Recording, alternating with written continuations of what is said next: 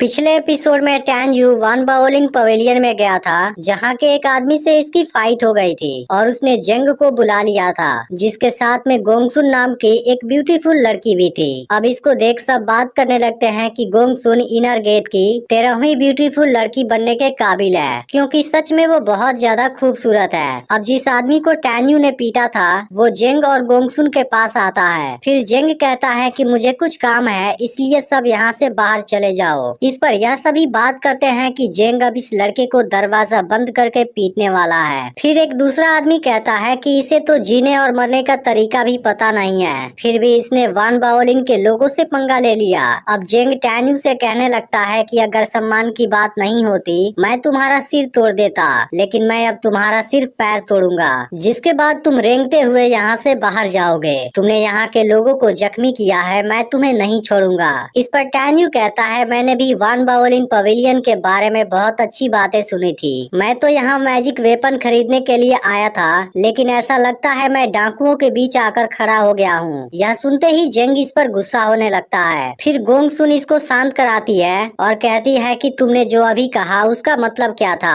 तुम्हें इस चीज का एक्सप्लेनेशन देना होगा, नहीं तो आज मैं तुम्हें यहाँ से जिंदा बाहर नहीं जाने दूंगी। फिर टैन यू कहता है क्या मैं यहाँ बिजनेस ओपन करने के लिए नहीं बोल सकता, क्या यह चीज एक कस्टमर की आवाज नहीं है? जिस पर जेंग कहता है तुम ऐसा बिल्कुल कह सकते हो। तब टैन यू कहता है कि जब मैं इस लॉबी में आया था यह आदमी लोगों की बेइज्जती कर रहा था, क्या इसी तरीके से किसी का आदर किया जाता है? फिर मैंने इसे माफी मांगने के लिए बोला था, लेकिन माफी मांगने के बजाय इसने मुझ पर अटैक किया था, जिसमें यह खुद अपने ही ताकत से जख्मी हुआ है, लेकिन फिर इसने तुम्हें बुला लिया। फिर टैन यू आगे कहता है तुमने तो तुरंत यहाँ का दरवाजा बंद करा दिया और मेरा पैर तोड़कर यहाँ से बाहर भेजने वाले थे। इन सभी बातों से लगता है वान बाओलिन पवेलियन के लोग बहुत ही दुष्ट हैं और यह आदमी तो बिल्कुल किसी डीमन के जैसा है। फिर गोंगसुन से कहता है तुम इस बारे में क्या सोचती हो? अब गोंगसुन इस आदमी से पूछती है क्या यह बात सही है, जिसके बाद आदमी सच्चाई नहीं छुपा पाता। इस पर गोंगसुन कहती है कि तुम्हारी इस हरकत से वान बाओलिन पवेलियन की बदनामी होगी। तुमने तो सबसे पहले एक अतिथि का इंसल्ट किया और फिर तुमने उसके साथ गलत व्यवहार भी किया।